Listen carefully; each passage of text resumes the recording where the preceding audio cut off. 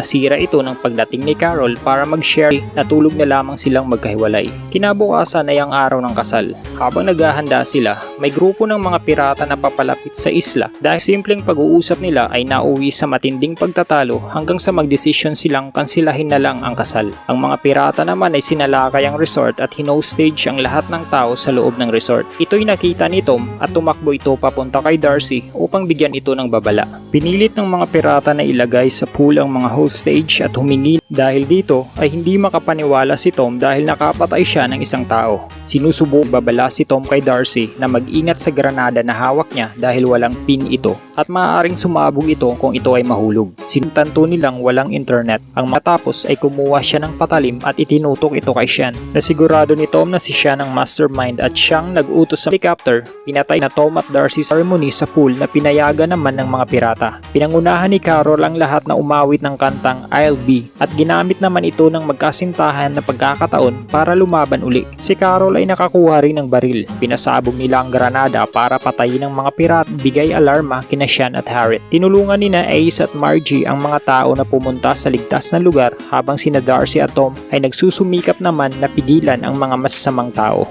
Nakarating ang magkasintahan sa dungkaan kung saan nilabanan nila ang isang pirata. Nakabalik sina Darcy at Tom sa isla kung saan sila ay lubusang nagkaang mga otoridad upang arestuhin ang mga natitirang pirata at sa wakas ay tuluyan ang magbibigay kilig, katatawanan at aksyon sa mga manunood. Kung nais nyo ng pang-chill na panoorin, may i-recommenda ko ito. Subalit, isang bagay lang ang aking naobserbahan. Mukhang mayroon akong pagdududa sa nasabing isla ay located sa Pilipinas. Mukhang hindi naman. Comment below kung mali ako sa aking obserbasyon. Kudos kay J-Lo. Sa edad niyang ito ay